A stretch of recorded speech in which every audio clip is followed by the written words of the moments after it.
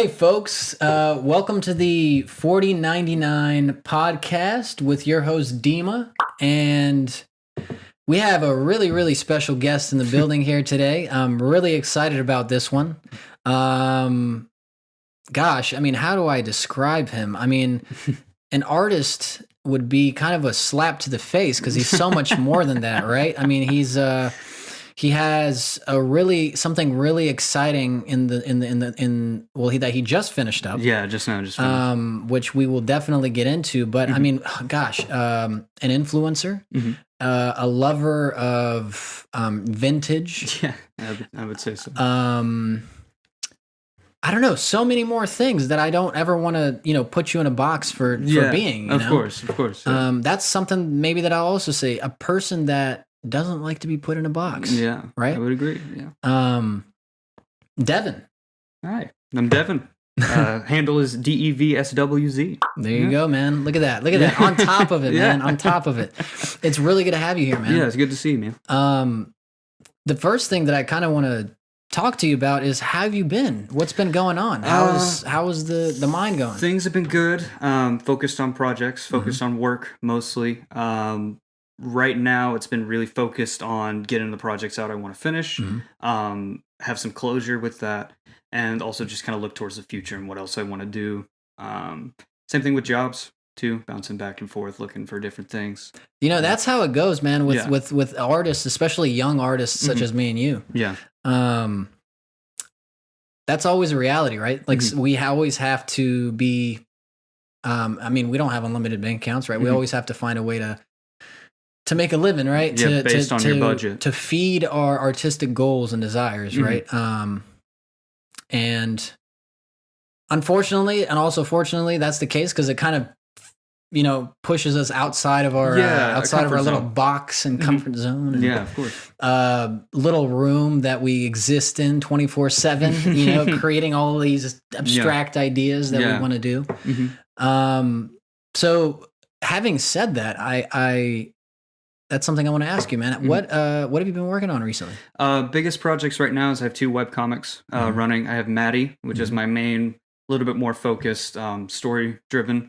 And then there's Florby, which is a little bit more lighthearted. Not necessarily kid-friendly, but still just kind of not as dark or maybe as focused in that genre. Okay. But definitely a little bit more episodic, while Maddi is a much more story-driven, kind of have to keep up with the story. So I want to dive into both kind of avenues that you're experimenting with here. Okay. First, let's talk about Florby. Sure. I've seen this everywhere around the art building and more. I mean, even posted on like what is those on the street? What are those? The lights. Yeah, the light I know posts what you mean. and everything posts. like that, man. Of course. And it's been really, really cool to see. Around and I visited obviously the Instagram page, because that's where a lot of the stuff that I kind of did a little bit of research on you with was via Instagram. How did that idea come about, and I mean, what inspired you to even come up with that? Florby started out really as just I want to say it was a long day after classes, came home and just started doodling, just getting warm up for other projects. And I drew these, I call them homunculuses, just these gross characters, and they made me laugh. And so it's like, if anything I draw makes me laugh, I want to kind of delve into it a little bit more. And Florby really started out as just shit posting, basically, and make it, it's like I have so much, I love those. Yeah, it's just kind of like I had so much work that I was really focused on and had a lot of meaning behind it, and Florby kind of was spearheaded and birthed out of that stress. So really it's just taking characters, boiling it down to very extreme emotion. So Florby is always happy. The bubble is always sad. All different aspects, not only of myself emotionally, but just kind of human emotion in general.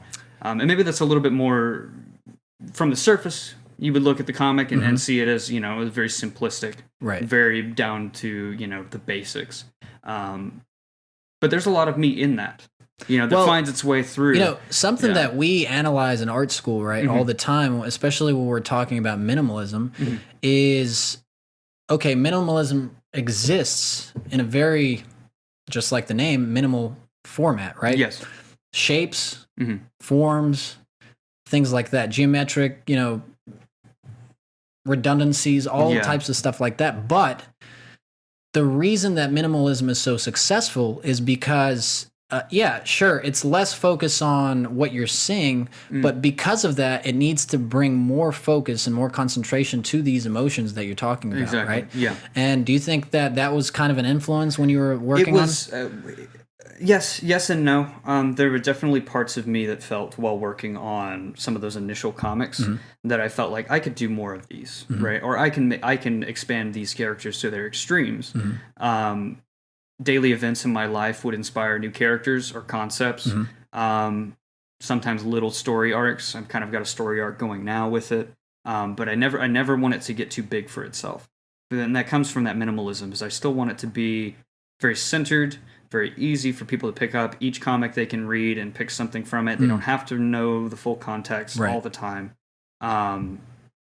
And that's a hard thing to cultivate, especially when you have a set of characters who you've kind of defined through episodic 4-panel comics. What I really love about Florby is the just this minimal kind of aspect of it. The fact that you even have 4 boxes, and in those 4 boxes, everything that you want to say, it's out there.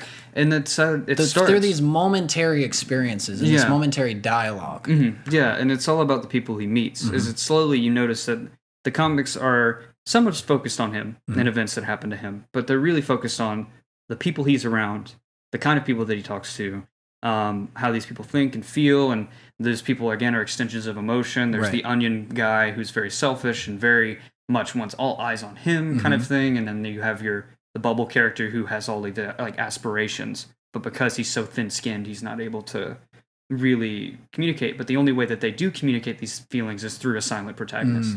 Through this constant smiling, there's no variation in emotion. No matter what happens, he's always happy character. And I like that dynamic. And I've explored that dynamic a lot and just kind of talking to a brick wall. Yeah. In a way. But the brick wall is the center of attention still. Which I find humor in that a lot. And that's why I guess I keep making them, is because I don't post them if they don't make me laugh. Or at the very least, I haven't communicated what I want to communicate. Right. And it strings this chord in you, right? And it almost seems like you found a moment of euphoria in stress or anxiety. It's a moment of calm, right? It's simplistic. It's an energy that's hard to cultivate, especially when I have lots of projects and lots of things going on in my own life. It's hard for me to sit down and draw even a 4-page comic that I find funny because I have to have the mindset for them. So that's when I get people asking me, people all the way in Wilmington, even asking me, when are these next ones? When are these new ones? And I'm like, this is a mindset. I have to feel a certain healthy amount of stress in combination with the creative process. It's like asking, someone to skip to all of the action scenes in a movie, right? You can't do that. It's that process of cultivation. It's that build up that makes that action scene, that makes that peak, right? What were, did you have any, things that you were looking at or inspirations for Florby specifically? Florby has its inspirations rooted mostly in, I'm not sure if you know, like Homestar Runner. No, I'm not familiar. It's actually the shirt I'm wearing. This is nice. This is Strong Bad. It's one of the characters. It's a web series, cartoons of early 2000s. Probably one of the first web cartoons to really kind of make it and have its own centralized website and place to be. But they also have kind of a simplicity to them and an absurdity to the humor. That's an inspiration, but Florby is a little bit less inspired from a direct influence and more of just, how do I simplify characters down to basic emotion, right? Simplify characters down to basic emotion with identifiable shape. And just how can you build off of that based on their interactions. Right. And so I wouldn't say that's directly influenced from anything. I think lots of things are like that. Extreme characters with extreme emotion are common in media. Absolutely. Yeah. Absolutely. Something else I was there when you were making it, right? Yeah. I felt like I was kind of like an insider into your mind as you were making it into the process. I want to talk about Maddi. Okay, sure. And I want you to tell people first, give it context, and tell people what it is exactly. Okay. And then we'll go from there. Okay, so realistically, the concept of Maddi originated from lots of different influences. Lots of media I was consuming in middle school and high school era. More specifically, like Jonan Vasquez's work, some of Jamie Hewlett's work. He did stuff like Tank Girl and the Gorillas. And my art style started with drawing Invader Zim characters, started with really getting into how I can shape a style based off of my influences. And Maddi originally was me reading Jonan's biggest comic, which is JTHM. And kind of pulling inspiration, but wanting to also be different from it. I don't want to copy his work. I feel like his work is very specific to him and it's ingrained in him. Right. Like most artists are, right? Absolutely. And I feel like that's a weird contrast you get between being inspired by someone and actually making a product. And so one of the things I would ask some of the people who first read the comic was, does this feel too much like his work? Or does this feel too much like anybody else's work? Because a big worry for me is I don't want to copy. And what was the response? Most of the time people said that I was different enough, that there was separation enough and you could tell my influences. But I don't wear them on my sleeve. Right. I mean, I kind of do, but you know what I mean. Right. I didn't want to put myself in a situation where I'm too close to this other person's work because then I'm just copying. Right. And I did not want to do that. And I really hope that comes through in the work.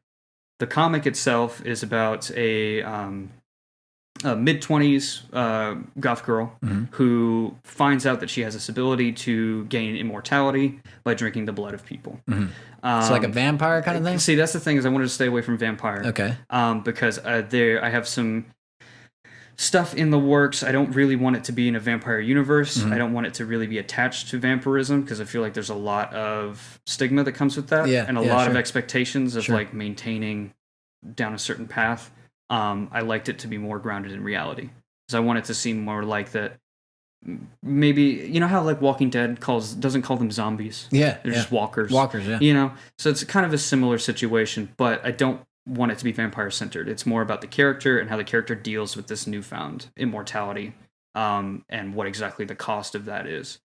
And so it's you're building a universe that is your own while still attaching itself to certain things slightly. And by doing that, it gives you more creative outlet and more creative freedom to kind of make the narrative yourself.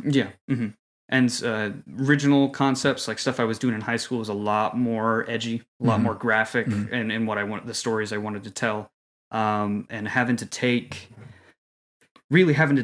all of these old edgy high school stories and try to filter them through, a much more educated college mindset was really the challenge. The biggest challenge is because I didn't want it to be cringe, but I did want it to still be edgy. I wanted that edge to be advertised in it, right?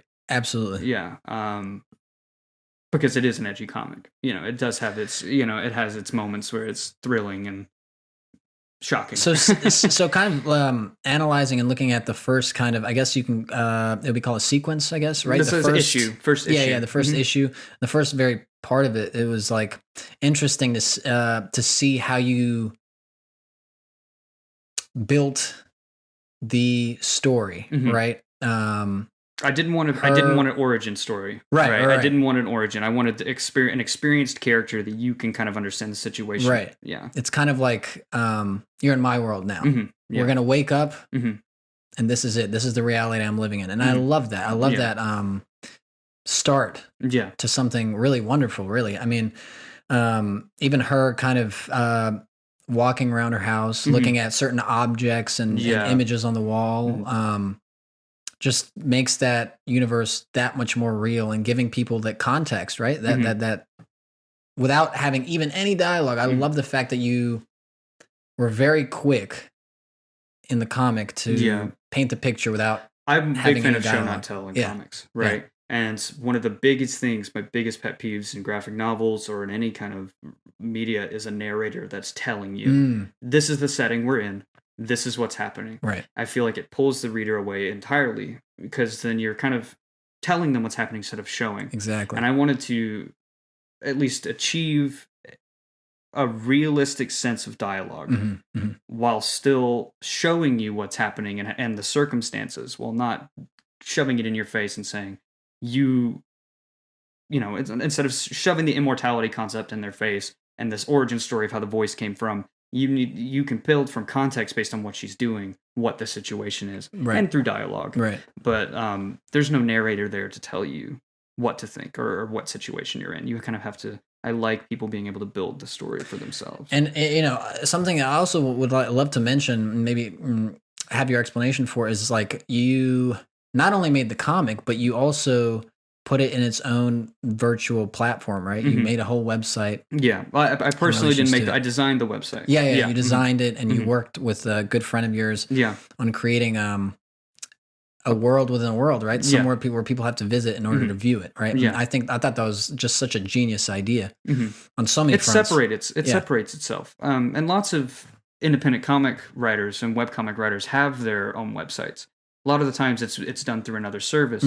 I realized the more I read into these other services where I could host it, like Webtoon is a big comic place, tons of people. Right. I realized immediately, because of the content of my comic, that I actually cannot post on their website at all. And even if I did, I tried to, it would be taken down within a matter of minutes. Wow. Is basically how they put it. So it's becomes an advertising point. Right. Is that I can say my content and what I want to make is not good, not necessarily not good enough, but doesn't really follow in line with the guidelines, values, maybe these guidelines that lots of indie webcomic people are starting on Webtoon because it's the biggest repository for it. Right. But if I can't make the story and tell the story I want to tell on that repository, that's not where it's going to be.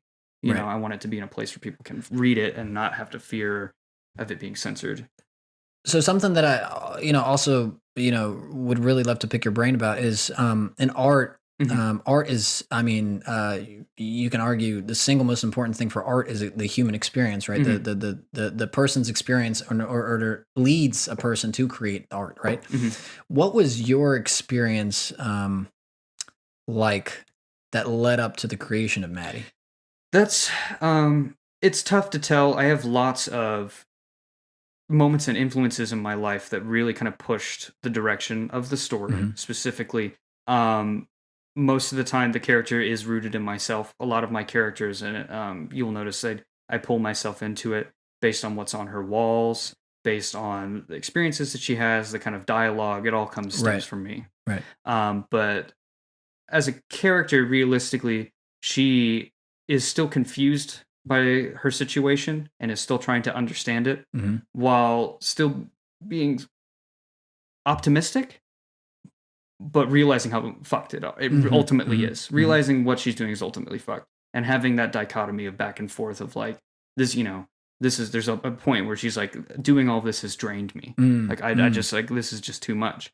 And I think there's a good metaphor in life for that. Absolutely. In its own way. And creating art is making art for people and putting your all into something for some goal. And realizing that not always that goal is going to be exactly how you envision it, and not always that goal is going to be something positive. Right. You know, for her, she's seeking this immortality, and the way I would compare it to personal life would be seeking, not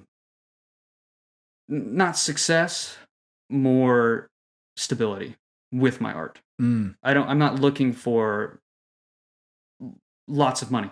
Right. Big fan base. Right. I'm looking for to entertain enough people to where I can sustain myself and create what I want to create. Absolutely. Yeah. I want to, and this is a weird question to ask. Maybe get personal. I want to ask you how you want people and what you want people to get out of the story. I think ultimately, what I would like to have people take away from it is entertainment. I want people to take it as you're stepping into a world that I've fabricated, and you're following along with this character and this concept, and being able to keep up and be invested. One of the best things I would hear when I first was showing it to people was, I'm invested. You've caught my attention with this story. And keeping people's attention is part of it. especially nowadays. Yeah, no, you have to have something that's going to stick in somebody's head, right? A little bit, and this character is a good way for me to do that in my own way. So it's a healing process. It's a meditation in a way, and it's cathartic because it's been such a project that's been in the works for so long, right? That I can finally say the story is starting to be told. Well, speaking of long stories, yeah, I want to dive into what made you such a creative person. What even interested you in picking up a pencil and starting to draw or whatever creative outlet you started? It originated really. I mean, I used to make comic books with friends in elementary school, stick figure stuff, really simplistic, like stupid jokes and stories we would come up with. And then once I really started watching, I started watching more animated media.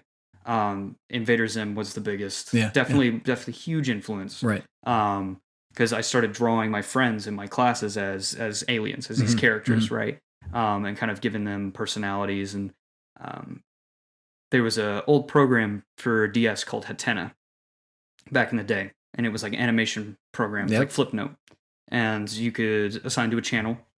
And that channel I assigned to was Invader Zim. So through that community, I kind of learned to draw these characters better and learned how to shape a character based on an already existing universe. Absolutely. Well, once I pulled away from Zim later, because I was like, I can't copy somebody's style forever. Right. And every artist has this moment. There are lots of artists like me who are inspired by Zim. Absolutely. Where they come to this point where they have to stop continuing this fan base. Right. Not stop, but what's the word?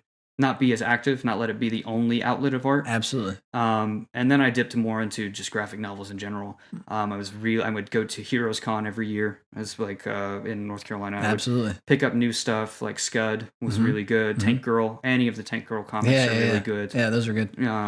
There's a lot of separate inspirations, but it really did start in just I want to copy the things I see on TV. I want to look at these characters and be able to draw them and improvise on them because I loved the universe so much. Right. Was that like an escape for you, or what was it? Oh, like? Yeah. Especially in middle school, that era was very much art was an escape from.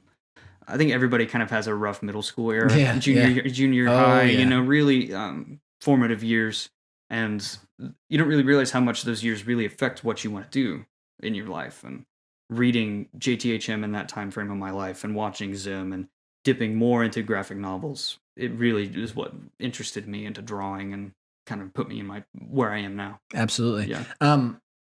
Gosh, so many questions that come to mind. How do you feel about the world you want to get into, the comic world? I mean, where do you think it's at now, and where would you like to see it in the future?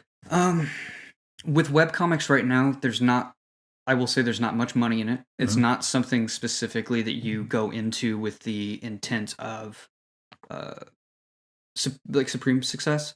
I'd like to do it right now because I'm passionate about it. I feel like it's a medium that's really underlooked. I feel like a lot of people don't want to read anymore. Right. They want to sit down and have it presented to them and not really have to. And I mean, it like animation. Like, I mean, I'd love to do animation. Yeah. But most people aren't reading comics, and it's really a very niche webcomic community. But if I can build a fan base from that community, or just gain people who are interested in my work, I can then kind of dip them into the other things I want to do as well, while still maintaining that community.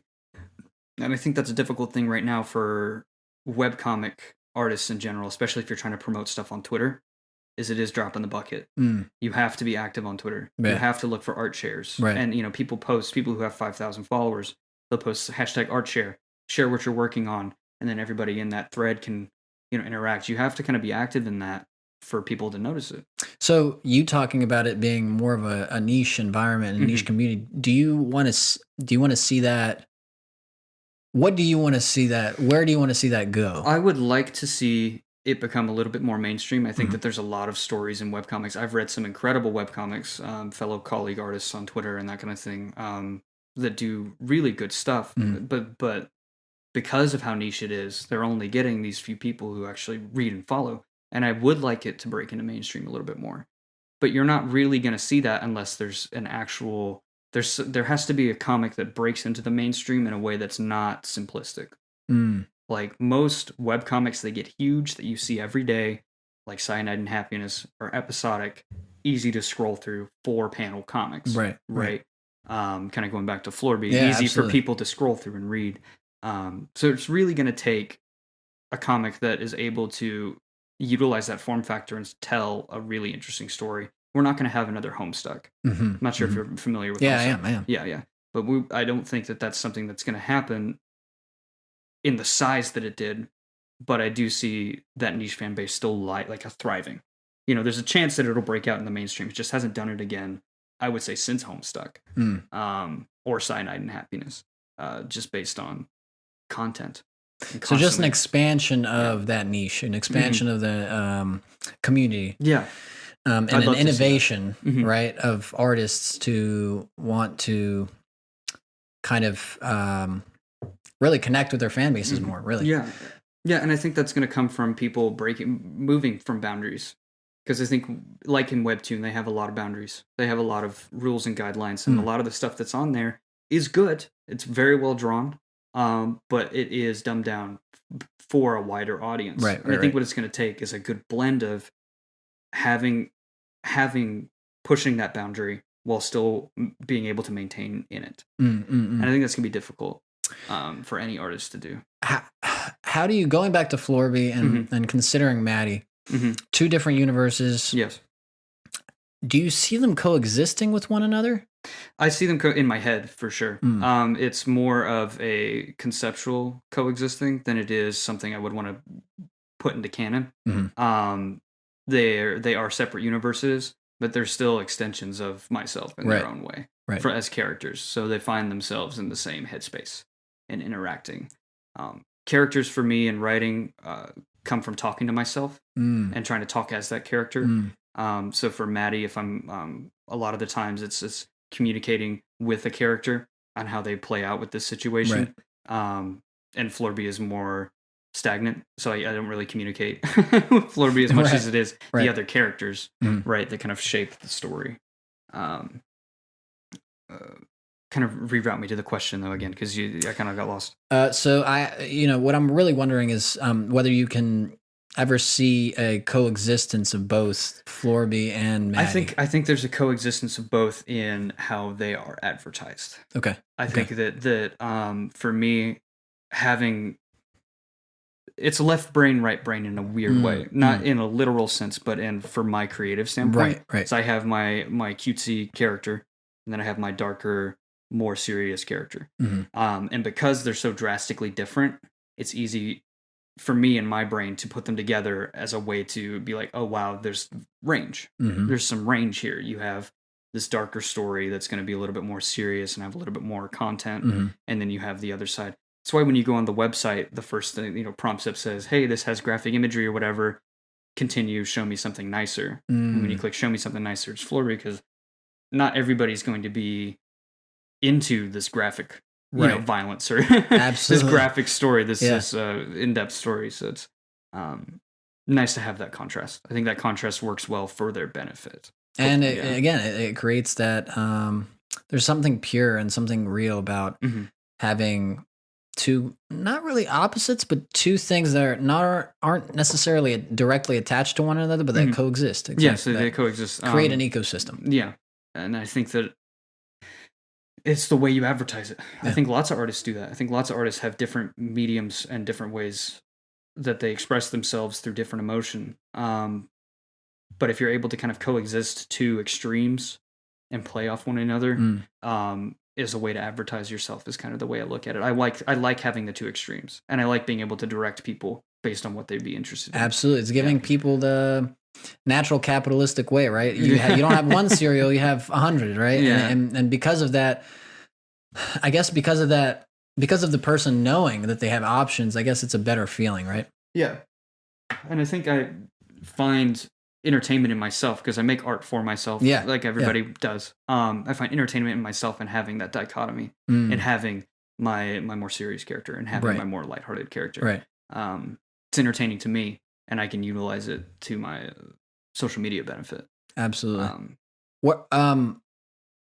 something to also ask, where do you see the future of your comics? Where are you right now, and where do you want to be in either whether in the near future or maybe a couple of years in the future? Yeah, I think currently with Maddi, I would like to have the second issue out sometime in 2021. I don't think I'll have it done.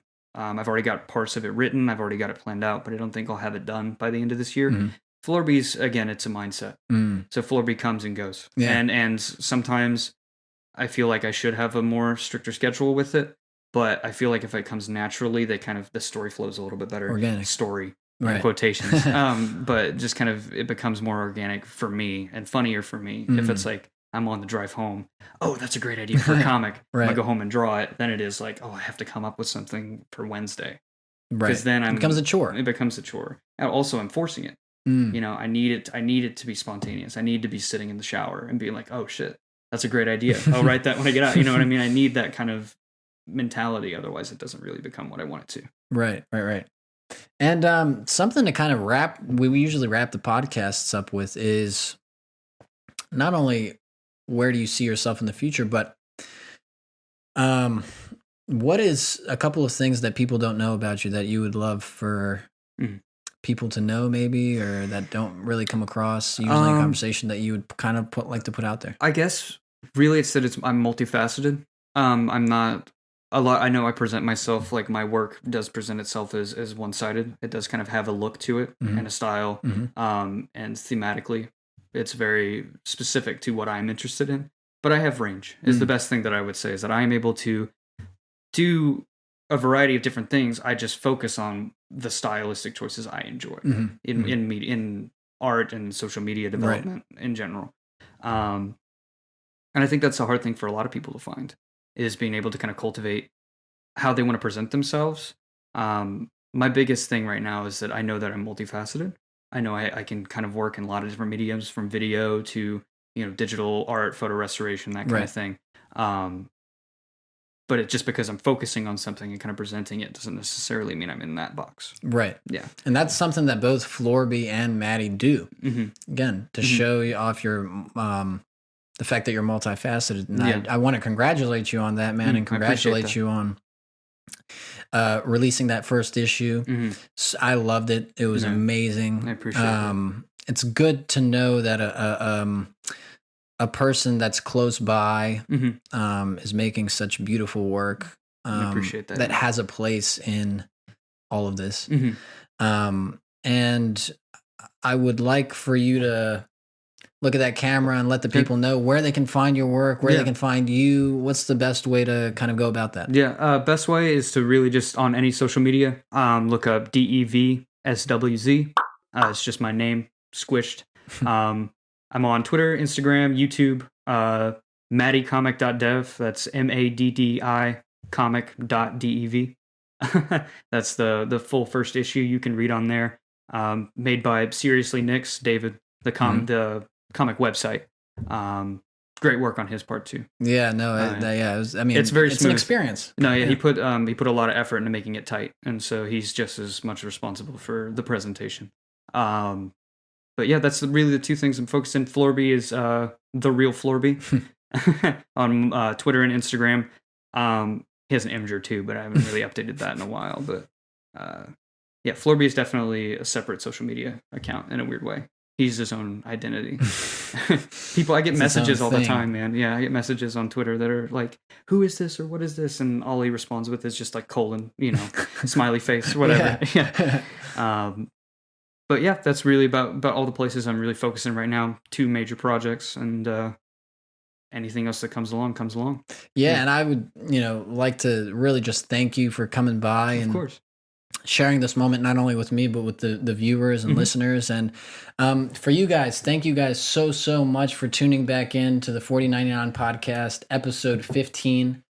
We have a lot of just amazing guests also on the horizon. And thank you guys so much for, again, tuning back in, giving us a listen, viewing us on YouTube, and we'll be right back at you coming up next. Thanks, guys. Thank you.